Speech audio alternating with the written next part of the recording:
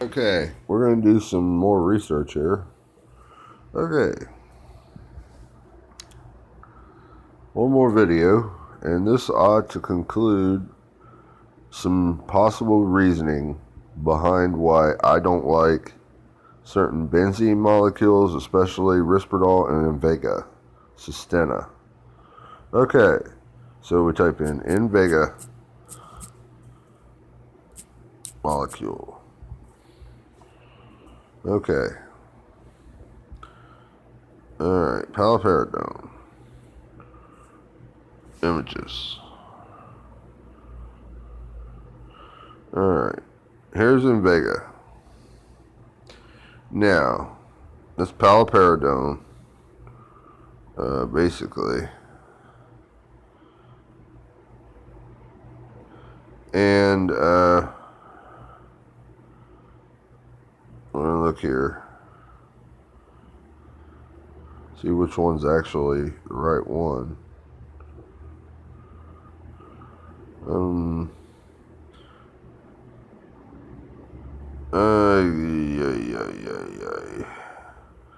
I don't know if that's right.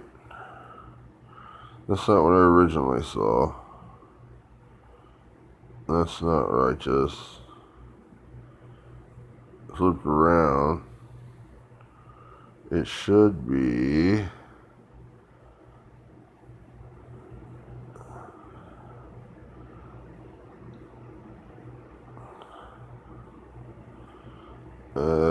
hold on. This is the one. No, it's not. Right. Yeah. This is it. Okay. So, this molecule is, wait. I don't know if that's right or not.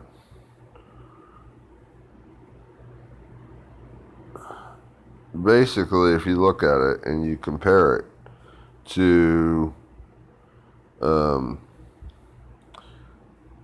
neurotransmitters, it's actually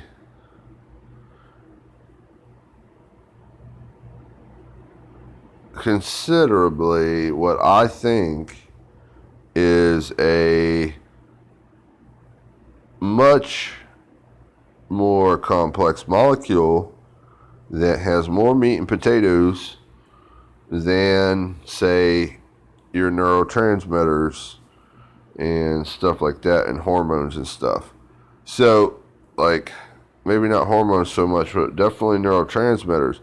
Well, they're claiming that this molecule is supposed to possibly block dopamine. That's what they claim.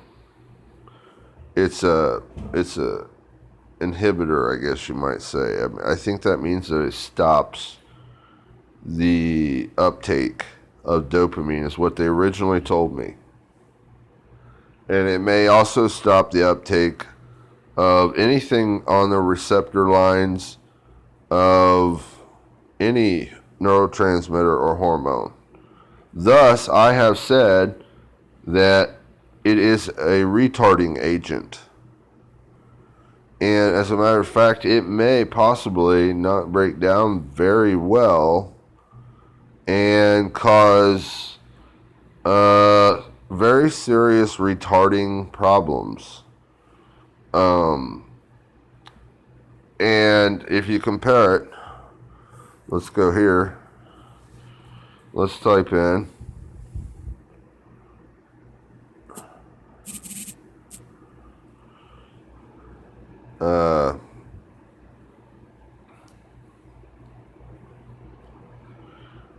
what are we looking for here?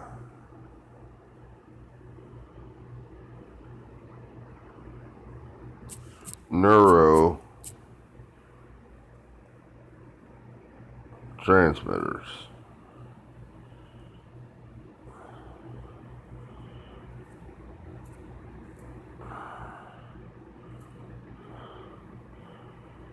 Okay, you got dopamine, serotonin, acetylcholine, norepinephrine,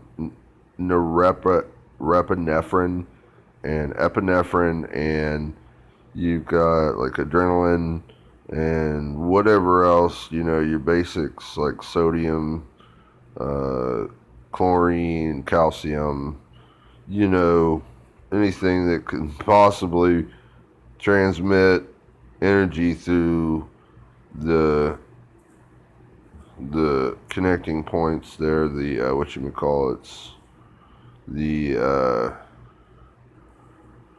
different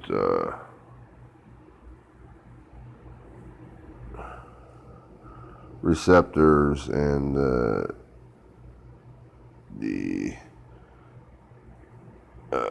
what you call it, a glutamate, dopamine. Here we go. Actually, let's see. This is the one we'll look at. Okay, we got these structures: adrenaline, noradrenaline, dopamine, serotonin, GABA, acetylcholine, glutamate, endorphins, and then your basic neurotransmitters, and there's all kinds of different structures. If you can see these structures, in vagus systema, along with risperidol and other molecules, are a little bit different, except maybe these endorphins. These endorphins look kind of like, more so like in vagus systema. They have more benzene and longer polymer chain, but really, their structure is very important because that pertains to how they bind to other structures. So really, I have created somewhat of a lawsuit that really they can't back up in providing information about how to detect schizophrenia or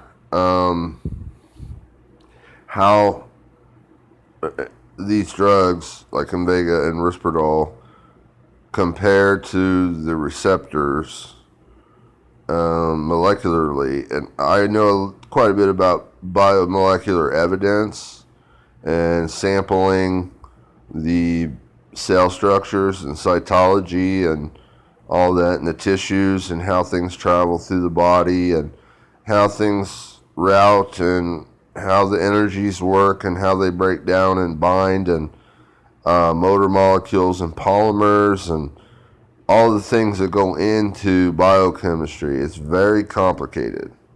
It's very complicated, no doubt, without a doubt. But basically, this medicine is causing me some serious issues, and it doesn't seem as though, and I know it's causing me issues from my honest feelings, my honest activity, from how I feel and how I think and what I do. And I've changed greatly, and I have major symptoms and signs. So I'm looking here, and I see these molecules. Well, we just took a look at an Invega molecule. Here it is again. It doesn't really make too much connectivity to being too similar, but more so it's a little bit different. It's not clear that, obviously it's not wildly different, but it's pretty different. So it's not certain how it works to do certain receptor work or as a neurotransmitter function. So it's really difficult. I don't think anybody should force these medications on people, especially if they can't prove that person has an illness, if it's not measurable. Not only that, there has to be a grand scheme behind this. It's quite complex. It is one hell of a matrix. And there are ulteriors. And this is really all about the factual proof of the whole biomolecular human scheme, and then it gets into rights, and it gets into the validation of facts. But mostly I would call it the systemic gram biomolecular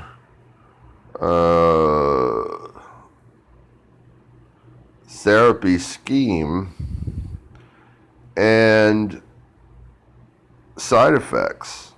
So I think that's what I'm going to call this video, is the side effects of medication.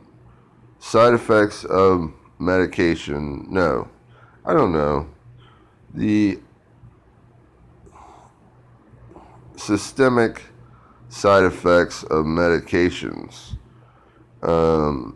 It's not a whole theory completely from me, in my opinion, but like these mechanisms, they're unclear as to the evidence of how they determine this therapy. It's unclear to me because I'm not totally an expert. However, I know a thing or two about chemistry, and I've been studying for quite a while, but probably not long enough.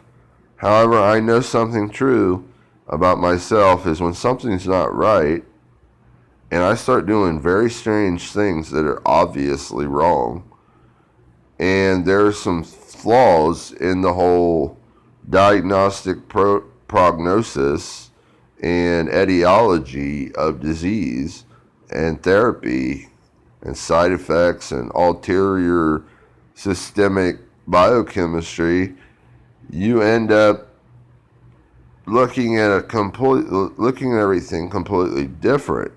Like when it all comes into play, you really got to collect all the evidence, and the facts have to be laid out connectively in order.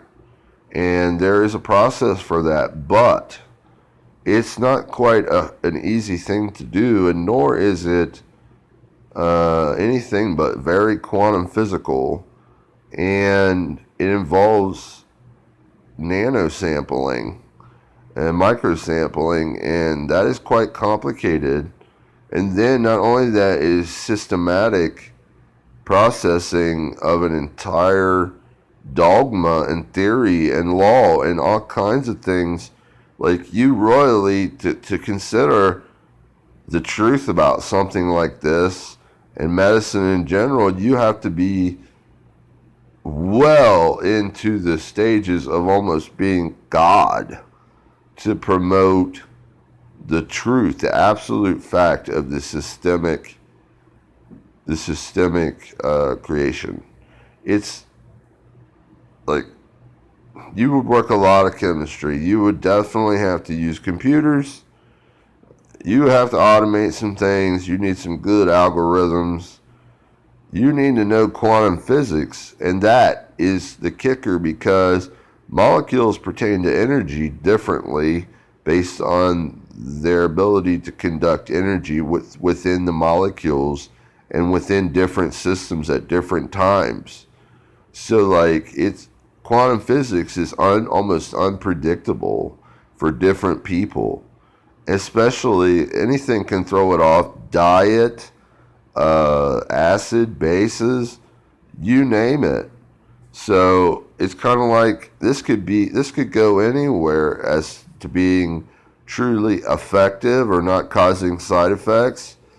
It seems to be alien, and one thing you always must question is how relative is something to a system, and how truthful is the prognosis, the diagnosis, the understanding, the science. How truthful is molecular science, molecular biochemistry therapy? So I think I would just call this video that. How truthful is molecular biochemical therapy. All right, how, what's the truth? What the truth about molecular?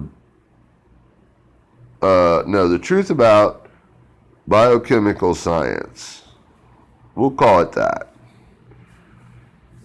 Thanks for watching.